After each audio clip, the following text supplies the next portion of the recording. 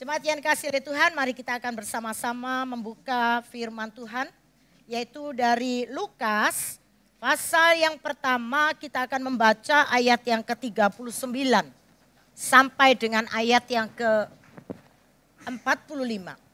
Lukas, pasal pertama, ayat 39 sampai dengan ayat yang ke-45. Mari kita akan baca bersama-sama ya. 2, 3. Beberapa waktu kemudian berangkatlah Maria dan langsung berjalan ke pegunungan menuju sebuah kota di Yehuda. Di situ ia masuk ke rumah Sakaria dan memberi salam kepada Elisabet. Dan ketika Elisabet mendengar salam Maria, melonjaklah anak yang di dalam rahimnya. Dan Elisabet pun penuh dengan Roh Kudus. Lalu berseru dengan suara nyaring, diberkatilah engkau di antara semua perempuan, dan diberkatilah buah rahimmu. Siapakah aku ini, sampai ibu Tuhanku datang mengunjungi aku? Sebab sesungguhnya ketika salammu sampai kepada telingaku, anak yang di dalam rahimku melonjak kegirangan. Dan berbahagialah ia yang telah percaya, sebab apa yang dikatakan kepadanya dari Tuhan akan terlaksana. Saudara-saudara yang terkasih, tepat hari ini kita memasuki yaitu Minggu Advent ketiga. Nah, dalam tahun liturgi, Minggu Advent ketiga itu disebut Minggu Gaudete. Ya, Minggu Gaudete, Gaudete itu dalam bahasa Latin yang berarti sukacita. Jadi Minggu Gaudete itu melambangkan ajakan bagi kita untuk dapat bersukacita. Dan bukankah panggilan orang Kristen adalah bersukacita di dalam hidupnya? Bahkan di dalam masa pencobaan, pergumulan sekalipun, kita sebagai orang Kristen harus tetap bisa bersukacita. Karena Dia, yaitu Yesus yang memberi sukacita. Dan Kristus itu adalah sang sumber sukacita kita. Nats yang kita baca hari ini, itu berbicara yaitu tentang perjumpaan. Dua orang wanita, dikatakan wanita hamil lagi. Itulah sebabnya saya katakan sangat seru. Saudara, bisa enggak saudara nebak? Apa sih yang biasanya dibicarakan kalau ada dua orang wanita bertemu? Dua orang wanita berkumpul. Ayo, apa yang diomong no? Apa Lektun?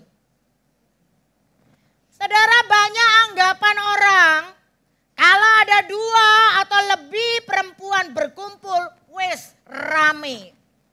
Biasanya pasti ngegosip. Atau ada aja yang diomongin. Bahkan sampai-sampai di dalam grup kecil gitu ya. Kita selalu ngomong, tak omongi yo. Tapi ojo diomong-omong orang. Lalu lihatan kalau kita ketemu grup lain. Lalu apa yang kita lakukan? Tak omongi yo. Tapi ojo diomong-omong no orang. Mek di grup kita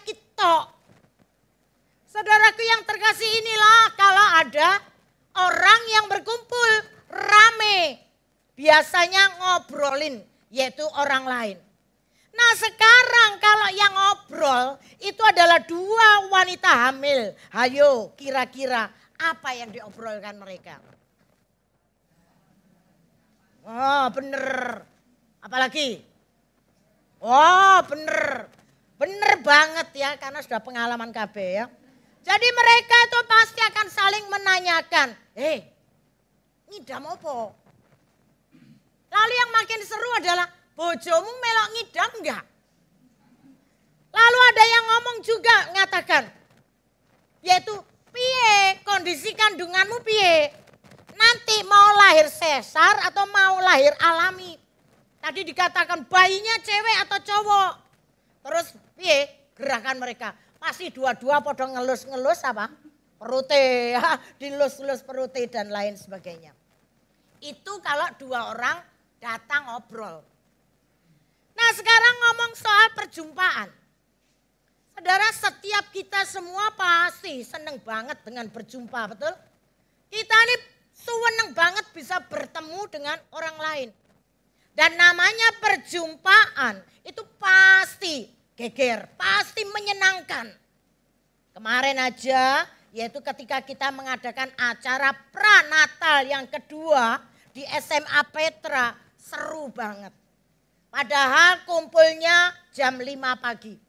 Saya katakan seru kenapa? Karena ada 160 jemaat yang kumpul. Lalu ketika saya ngeliatin pendeliin mereka satu persatu, wajahnya sumringah, wajahnya seger, sambil apa?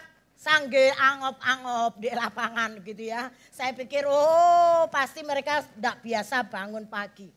Apalagi ketika acara senam dipandu oleh Yesa dan Andari, semua kelihatan seger, sehat dan bergerak.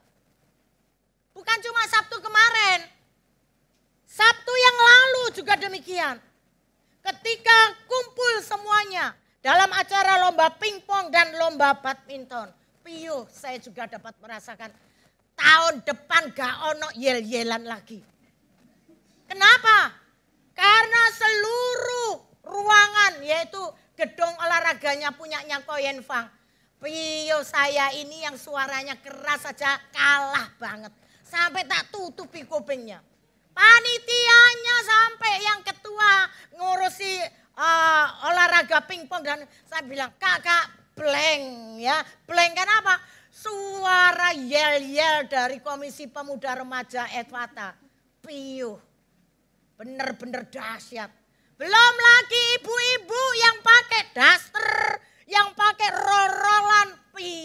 Suaranya benar-benar membuat apa? Buanter dan ambiar, bahkan saya sendiri sampai gedek-gedek pusing begitu ya suasananya.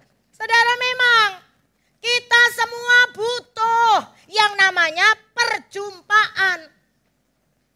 Karena itu ada namanya jumpa pers, betul? Ada jumpa fans, ada jumpa teman lama alias reuni. Ada apa? Jumpa relasi, ada apa lagi? Arisan. Yang ulang tahun dan macam-macam. Baru-baru ini mama anak-anak sekolah minggu berkata, kak, bolak-balik nang ulang tahun. Lah anaknya ulang tahun kabeh di kelas itu ya. Jadi harus saling balesi. Jadi bolak-balik ulang tahun. Saudara, saya mau katakan ada juga jumpa itu adalah hanya untuk silaturahim. Jadi dengan kata lain siapapun kita itu adalah karena kita makhluk sosial. Butuhlah perjumpaan. Karena itu kita butuh disapa setiap kita, betul? Setiap kita itu butuh menyapa, bukan disapa. Ya butuh menyapa. Kita ini butuh dikunjungi. Tapi juga butuh mengunjungi. Butuh ditanya, tapi juga butuh bertanya dan macam-macam. Karena itu dalam Injil Lukas ini kita disuguhi drama perjumpaan yang penuh sukacita dari dua wanita pilihan Allah. Saudara, mereka itu adalah Maria, ibu Yesus, dan Elizabeth, ibu Yohanes Pembaptis. Saya acungkan jempol. Mereka berdua ini adalah ibu-ibu pilihan Allah yang membawa amanat masing-masing dalam rencana keselamatan Allah. Setiap kita pasti tahu siapa itu Maria. Maria itu kalau kita baca dalam Alkitab, wanita biasa tok. Tapi dia sempat menerima kabar dari malaikat Gabriel bahwa dikatakan Maria yang waktu itu bertunangan dengan Yusuf, dipilih dan ditentukan Allah untuk mengandung secara ajaib dari Roh Kudus. Dan akan melahirkan seorang anak laki-laki bernama Yesus. Yang kemudian akan disebut anak Allah yang maha tinggi. Bayangno. Ini pasti beban berat. Ini pasti masalah gede, tekanan yang dahsyat buat Maria, betul? Wong gurung kawin ya, gurung apa-apa. Lah kok langsung wis mengandung. Lah ciak lah daulo. Nah sedangkan Elizabeth beda lagi. Kalau kita melihat di dalam Alkitab, Elizabeth ini sudah berumur alias tua, dikatakan mandul lagi. Tapi melalui Zakaria suaminya juga mendapat kabar dari malaikat yang sama bahwa ia akan melahirkan. Waduh, saudara ini gak masuk akal. Tapi itulah yang terjadi. Elizabeth yang sudah tua, tenan mengandung. Karena itulah ditemani oleh tunangannya Yusuf, Maria itu melakukan perjalanan jauh untuk mengunjungi Elizabeth saudaranya. Dan kita bisa lihat melalui bacaan kita, ketika Maria sampai di rumah Elizabeth, yang dilakukan pertama adalah Maria memberi salam kepada Elizabeth. Salam ini sebagai tanda kedatangannya dan dahsyat, diterima dengan luar biasa. Kenapa? Karena salam sapaan Maria itu ditanggapi juga oleh janin dalam kandungan Elizabeth. Sehingga sapaan itu yang penuh sukacita itu akhirnya tiba-tiba membuat bayi dalam kandungan Elizabeth lah kok melonjak kegirangan.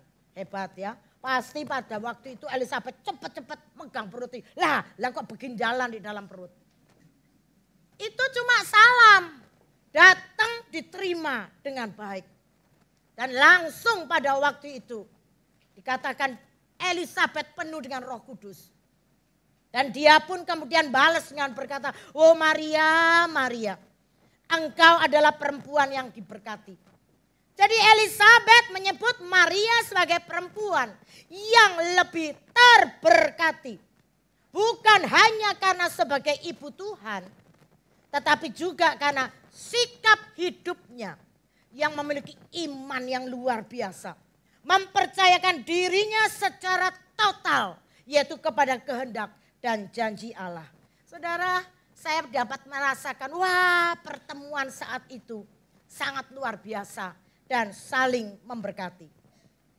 Karena itulah saudara, kisah perjumpaan Maria dan Elizabeth barangkali dapat membuat kita mengerti bahwa satu, membangun relasi dalam kekerabatan keluarga itu sangatlah penting. Karena itu saya mau katakan berkunjunglah. Jangan berdiam diri tak di rumah seperti waktu COVID. Dulu kalau waktu COVID lihatin. Kita nggak berani keluar sama sekali. Di rumah cuma tegang, terus dengar bunyi ngiung, ngiung, ngiung ya. Kita semuanya tegang, nggak berani bertemu dengan orang lain. Dan dikatakan di sini, berkunjunglah sekarang ini. Ketika diberi kesempatan berkunjung. Karena kalau kita sudah berkunjung, menyapa orang itu sangat memberkati. Karena itulah saya ingin katakan perjumpaan, pertemuan kita dengan seseorang. Bukan cuma sekedar untuk bertemu, tetapi juga sebagai sarana. Sarana untuk berbagi berkat Tuhan dan juga kegembiraan. Lihatlah Maria, dia sampai melakukan perjalanan jauh. Cuma untuk mengunjungi Elizabeth saudaranya. Dan dalam perkunjungan itu mereka dapat membagi sukacita dan meneguhkan. Lah piye? Karena mereka sama-sama tertekan. Sama-sama tetapi mereka bisa curhat dengan penuh sukacita. Itu sebabnya ketika mereka bertemu enggak rasan-rasan. Yaitu ngerasani kelemahan orang lain, enggak. Mereka tidak curhat dengan saling menghujat, enggak. Mereka juga enggak mengisi pembicaraan mereka dengan gosip, enggak. Tetapi dikatakan mereka membagi sukacita. Mereka membagi joy. Sehingga dapat saling meneguhkan. Saudara perlu kita tahu Allah memilih, Allah menentukan, serta menugaskan Maria dan Elizabeth itu untuk melaksanakan perannya masing-masing. Kalau kita melihat, wah mereka ini benar-benar sama-sama mendapat kasih karunia Tuhan yang luar biasa. Mereka ini adalah calon-calon ibu yang hebat. Lihat aja situasi yang mereka alami. Maria mengandung bayi Yesus. Terus Elizabeth mengandung di usianya yang tua. Tapi semua itu tidak membuat mereka gerundel ya. Tidak membuat mereka curhat dengan sedih. Lalu nyalain, piye toh Tuhan ini. Kok aku toh sing dipilih, enggak. Tetapi malah membuat Maria dan Elizabeth menikmati. Sangat menikmati persaudaraan dan serta mereka sangat membagi kebahagiaan satu dengan yang lain. Nah saudara, mungkin kita bertanya, kok iso ya? Kok iso mereka itu berbahagia seperti itu? Nah bagaimana sih supaya kita itu bisa mendapatkan sukacita dari Tuhan? Yaitu seperti Maria dan Elizabeth. Maka saya juga katakan ada dua. Yaitu jangan jauh kita itu hidup kita dari sumbernya. Saudara, Maria itu hebat. Percaya sungguh kepada Allah. Sungguh dia itu luar biasa. Sampai Elizabeth pun mengakui ikut memujinya. Nah sekarang bagaimana dengan hidup kita, iman kita? Saudara, saya mau ingatkan, kekristenan itu bukan cuma ditentukan di hari Minggu. Tetapi ditentukan dengan apakah kita itu intim, dekat, lekat dengan sumbernya setiap hari. Pohon itu loh akan selalu segar, menghijau dan hidup kalau dekat dengan sumber air yang ada. Nah demikian pula dengan setiap kita. Maria dan Elizabeth, saya katakan dua wanita hebat. Itu sebabnya ketika mereka berjumpa, perjumpaan mereka membuat kemuliaan Allah celing ya terpancar dalam percakapan mereka. Jadi saudara-saudara, seharusnya kita pun demikian. Sebagai orang-orang Kristen masa kini, teristimewa hai kaum perempuan, kaum wanita, belajar tentang perspektif dari Elizabeth dan Maria. Ketika bertemu, mereka bukan saling mencela dan ngerasani orang lain, membicarakan hal-hal negatif orang lain, enggak. Tetapi mereka bisa saling meneguhkan dan menguatkan. Saudara, suatu ketika ada 4 orang ini naik kereta api cepat. Ya. Naik kereta api cepat, mereka ini berdiri berdekatan satu sama lain. 4 orang itu adalah seorang nenek dan seorang cucunya. Cucunya cantik seksi begitu ya. Lalu di depannya dekatnya ada seorang komandan dan dengan ajudannya. Jadi ketika mereka berdiri dalam kereta api itu, mereka pun cengar-cengir ya, saling lempar senyum dan macam-macam. Nah, yang terjadi ketika kereta cepat itu memasuki terowongan gelap yang panjang. Tiba-tiba terdengar suara cup. Ya, seperti bunyi sebuah ciuman. Lalu ada bunyi makplok. Iya, seperti bunyi seseorang ditampar. Nah saudara, setelah kereta itu keluar dari terowongan yang gelap. Yang terjadi adalah orang-orang itu tadi yang berdiri, podo ngelolok, podo kikuk gitu ya. Suasana menjadi sunyi sepi. Kenapa? Karena masing-masing orang itu berpikir keras dalam hatinya. Yaitu si nenek duluan ya. Dia berkata dalam hati gini, dasar ajudan, mentang-mentang militer. Lah kok berani-beraninya mencium cucuku. Iya saya memang gak heran, cucuku ayu koyok nom-nomanku dhisik katanya gitu ya. Tapi dia katakan kapok ya, sudah ditabok cucuku yang ahli taekwondo. Wah. Itu pikiran si emaknya, si nenek. Tapi si cucu pikirannya beda lagi, syukur. Dasar laki-laki hidung belang, kok yo sempat-sempate mencium nenekku. Kapok, salah cium. Makanya ditabok sama nenekku. Itu si cucu. Sementara si komandan sambil ngelus ya pipi yang merah karena kena tampar. Dia berpikirnya gini, kurang ajar juga ini ajudanku. Dia yang cium gadis itu, lah kok aku yang kena tampar. Lalu beda lagi dengan si ajudan. Si ajudannya ini sambil senyum-senyum dalam hati. Lalu dia batinnya gini, kapan yo masuk terowongan lagi kereta ini. Supaya apa? Supaya aku bisa melampiaskan, yaitu ngaplok atasanku yang bencekno itu. Sambil dia ngelap-ngelap tangannya tadi yang dia cium dewek ya. Saudara, saya mau katakan melalui cerita ini kita tuh diajar janganlah buru-buru berprasangka. Jujur kita itu terlalu gampang berprasangka, lalu mengembangkan pikiran kita, analisa kita dan macam-macam. Padahal kita tidak melihat dengan mata kepala sendiri. Kita itu terlalu mudah mengatai seseorang, berprasangka elek kepada orang tanpa dikuatkan dengan kebenaran. Itulah yang biasa disebut dengan ngegosip. Makin digosok makin apa? Makin sip, makin cemerlang.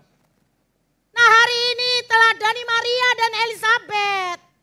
Ketika mereka bertemu, ketika mereka berkongko-kongko, tidak ngerasani, tidak ngegosip, tidak ada perasaan saling iri, tidak ada prasangka-prasangka enggak benar, tidak dengki di antara mereka. Justru mereka berbahagia. Karena mereka mengatakan, wah kita ini menerima anugerah yang luar biasa. Yaitu dipakai Allah untuk melaksanakan rencananya. Sehingga dapat saling menguatkan dalam perjumpaan mereka. Itulah yang membawa sukacita. Dan yang kedua, mau bersukacita, yaitu jalanilah hidup yang berdampak. Saudara, banyak loh orang hidup itu hanya untuk dirinya diri. Dan saya berani jamin, kalau hidup seperti ini, maka sudah pasti tidak akan punya sukacita. Malah lonely, kesepian. Buahnya itu orang tuh stres. Kenapa? Hidup sendiri dan menyepi dan tidak mau kumpul dengan orang lain. Saudara, Tuhan itu loh tidak pernah menginginkan kita hidup hanya bagi diri sendiri. Ketika kita bisa membantu dan berbagi hidup dengan orang lain. Apalagi hidup kita membawa mereka percaya kepada Tuhan. Coba tanya sama Dr. Novian. Akhir-akhir ini sangat gencar sekali menginjili pasien nih, begitu ya. Dan saya melihat, wah ketika dia share di rapat, saya melihat gantengnya +1. Karena berbunga-bunga, bersukacita. Dia mengatakan, wah hari ini saya memenangkan, saya membawa jiwa datang kepada Tuhan. Saudara, saya katakan sukacita ini tidak akan bisa terbayar kok oleh uang sebesar apapun. Kenapa? Karena sukacita itu berasal dari Dia. Bukankah firman Tuhan katakan, loh engkau itu anakku. Di luar aku itu loh, engkau bukan apa-apa, bahkan bukan siapa-siapa. Karena itu saudara, kalau mau hidup joy, mau hidup sukacita seperti Maria, jadilah pemerhati yang baik bagi orang lain. Sehingga visi misi gereja kita untuk PI, untuk mengabarkan Injil kepada orang lain, benar-benar kita semangati, benar-benar kita giatkan. Ingat, jangan hidup untuk aku. Tapi kita juga harus berbagi dengan orang lain. Saudaraku yang terkasih, sekarang ini loh hubungan antara manusia itu sedang tercoreng oleh karena keinginan pribadi. Oleh kepentingan kelompok yang suka membeda-bedakan. Yang tidak suka melihat adanya perdamaian sejati. Padahal loh saudara, manusia itu adalah makhluk sosial. Yang diciptakan oleh Tuhan sebagai makhluk yang paling mulia. Jadi kita itu harus bisa menciptakan suasana damai, bukan sengketa dengan lingkungan sekeliling kita. Karena itulah saudara, di suasana peringatan masa Advent, menjelang Natal Yesus Kristus, marilah kita saling apa? Saling eratkan tali persaudaraan yang rukun. Jangan hidup untuk diri sendiri dan kepuasan sendiri. Tapi kita harus membagikan kasih seperti petunjuk hidup baru kita pada hari ini. Marilah kita selalu mengutamakan Tuhan di dalam hidup sambil memahami, sambil menyelami. Wow, karya agung Tuhan bagiku yang sudah lahir ke dunia. Dan sementara ini kita menantikan kedatangannya kembali. Dahsyat dan ajaib. Maka itu berbahagialah setiap kita yang percaya. Dan miliki terus hidup takut akan Tuhan. Mau hidup seturut jalan yang ditunjukkannya. Sehingga kidung magnifatnya Maria yang mengatakan dalam ayat 50. Oh, rahmatnya itu loh nanti akan turun-temurun. Turun-temurun atas orang-orang yang takut akan dia. Sampai pada hari ini. Kan itu saudaraku, kecap. Nikmati. Setiap hari itu Allah selalu datang kok. Melawat kita. Allah itu selalu mau datang untuk berbicara kepada kita. Allah itu selalu menolong kita. Dan selalu berbelas kasihan kepada kita. Karena itu nikmati dengan baik. Nah, kiranya apa yang telah dilakukan Allah bagi kita ini, hari ini. Oh, membangkitkan tadi seperti dikatakan. Rasa terima kasih dan sukacita di dalam diri kita. Jangan menjadi orang yang gampang melupakan kebaikan-kebaikannya di dalam hidup kita. Dan semoga kata-kata Elisabeth dalam ayat 45, dan berbahagialah ia yang telah percaya. Sebab apa yang dikatakan kepadanya dari Tuhan itu akan terlaksana. Saudara, saya ingatkan, jangan hidup saling menghujat. Song-songlah Natal dengan penuh joy atau sukacita. Hiduplah dengan membawa sukacita yang meneguhkan.